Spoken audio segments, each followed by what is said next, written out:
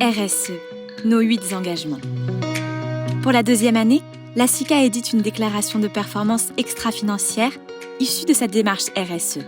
Depuis sa création, notre coopérative construit et adapte son modèle d'affaires pour qu'il soit créateur de valeur pour l'ensemble des parties prenantes. Un modèle qui soit économiquement viable et qui ait un impact positif sur la société et sur l'environnement. Notre stratégie RSE s'articule désormais autour de 8 enjeux prioritaires. Ils font l'objet d'une politique spécifique, déployée autour d'objectifs et mesurée avec des indicateurs clés. Voici nos résultats pour l'exercice clos. Engagement numéro 1. Défendre le revenu du producteur et pérenniser l'économie. L'avenir de notre coopérative s'envisage si et seulement si nos adhérents perçoivent un revenu assurant la pérennité économique de leurs exploitations et donc le maintien de nos activités sur le territoire. Pour y parvenir, notre politique s'articule en 4 axes majeurs. Défendre un prix juste, renforcer la compétitivité de nos adhérents, favoriser la diversification, regrouper et mutualiser. Pour l'exercice clos, notre objectif était d'atteindre un chiffre d'affaires au moins équivalent à la moyenne des 4 dernières années. Dans un contexte économique compliqué, avec une inflation contraignant le consommateur à la prudence, le chiffre d'affaires frôle malgré tout la moyenne des 4 dernières années en légumes et progresse sensiblement en horticulture. Engagement numéro 2. Accompagner le renouvellement des générations. Plus de la moitié de nos adhérents atteindront l'âge de la retraite d'ici 10 ans. Encourager l'installation et accompagner la transmission sont devenus une priorité pour notre coopérative. Notre politique s'articule en 3 axes majeurs. Attirer les agriculteurs et agricultrices de demain, accompagner la transmission et faciliter l'installation, soutenir et favoriser l'intégration des nouveaux adhérents. Pour l'exercice clos, nos objectifs étaient d'intégrer au moins 5 nouveaux producteurs et de maintenir notre SAU global. Les 21 installations dépassent notre objectif, mais peinent malheureusement à compenser la perte de surface liée notamment à la pyramide des âges défavorables. La politique de la SICA en faveur de l'installation porte malgré tout ses fruits. Elle doit s'inscrire dans la durée. Engagement numéro 3. Développer les compétences de nos collaborateurs et sociétaires. La formation étant un pilier du développement professionnel et de l'épanouissement au travail, notre coopérative motive et accompagne nos collaborateurs et adhérents dans leur montée en compétences. Notre politique s'articule en 5 axes majeurs. Contribuer à la montée en compétences des salariés, développer la qualité de vie au travail et le dialogue social, accompagner nos adhérents dans leur formation, former pour garantir la santé et la sécurité au travail, préserver la gouvernance coopérative en formant les élus de demain. Pour l'exercice clos, nos objectifs étaient d'une part d'atteindre au minimum une moyenne de 4,5 heures de formation par collaborateur et un taux de plus de 40% des collaborateurs ayant suivi au moins une formation, et d'autre part d'atteindre un taux de plus de 5% des producteurs ayant suivi au moins une formation dans l'année. Les objectifs sont atteints grâce à un plan de formation ambitieux comprenant notamment la formation des encadrants de nos stations de conditionnement visant à améliorer l'accueil et l'intégration des saisonniers. Engagement numéro 4. Aider nos sociétaires à pallier la pénurie de main-d'œuvre. Nos adhérents peinent à trouver de la main-d'œuvre, ce qui peut freiner leur développement ou les détourner de certaines cultures. L'impact potentiel sur nos volumes ou notre gamme oblige notre coopérative à intégrer cette problématique à sa stratégie. Notre politique s'articule en 5 axes majeurs. Promouvoir le métier, attirer les demandeurs d'emploi sur nos exploitations, faciliter le recrutement de main-d'œuvre étrangère, développer les partenariats solidaires, rechercher des solutions de mécanisation. Pour l'exercice clos, notre objectif était d'augmenter le nombre de partenariats avec des agences de recrutement de main-d'œuvre saisonnière. Notre objectif est atteint. Nous poursuivons également nos projets d'hébergement de la main-d'œuvre saisonnière puisqu'il s'agit d'un réel frein.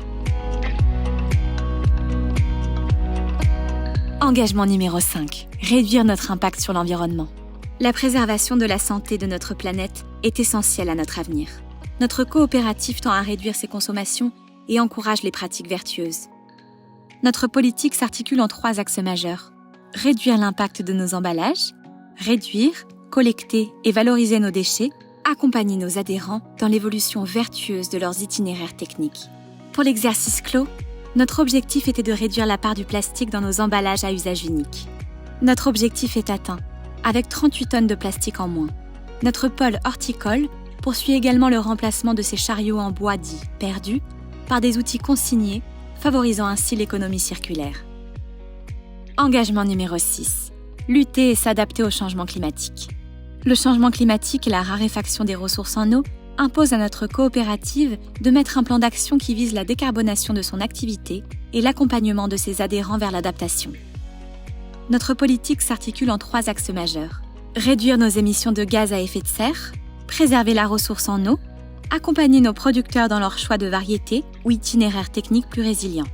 Pour l'exercice clos, nos objectifs étaient de maintenir notre taux de remplissage des camions de collecte de légumes et le kilométrage parcouru par palette, de réduire de 5% la consommation d'électricité de nos stations de conditionnement et la consommation en eau de notre station de lavage.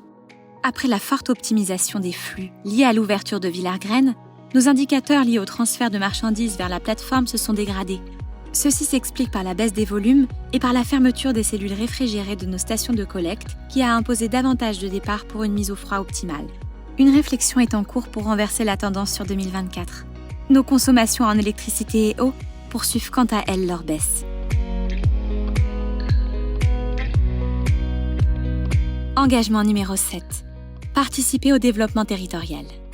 Notre attachement au territoire fait partie de nos fondements. En symbiose, nous créons de la valeur et de l'emploi, et en retour, le territoire nous fournit le dynamisme, les compétences et l'approvisionnement nécessaires à nos activités. Notre politique s'articule en 3 axes majeurs. Œuvrer en faveur d'une dynamique locale, privilégier les entreprises locales dans nos approvisionnements, faire rayonner l'économie bretonne. Pour l'exercice clos, nos objectifs étaient de réaliser plus de 50% de nos achats de production auprès de fournisseurs locaux, de contribuer au dynamisme des communes rurales et de développer l'attractivité de l'entreprise autour de la qualité de vie au travail, l'équité et la diversité.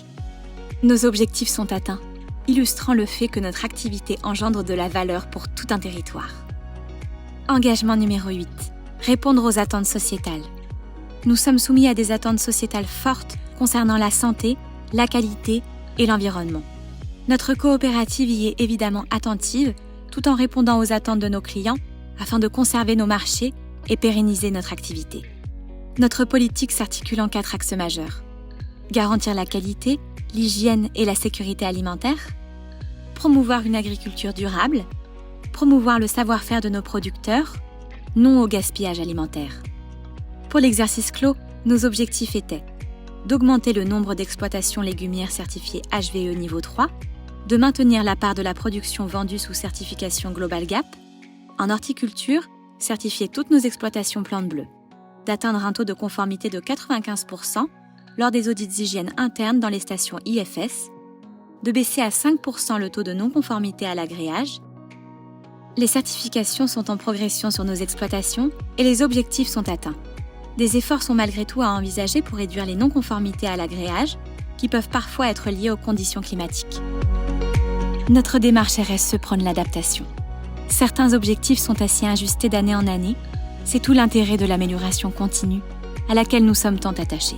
En 2024, pour aller encore plus loin, nous enclenchons un bilan de nos émissions de gaz à effet de serre pour définir un plan de transition énergétique et écologique. Depuis sa mise en place, la démarche se veut structurante, concrète et fédératrice. Une vraie démarche vertueuse en faveur d'une vision d'avenir pour nos adhérents et notre territoire.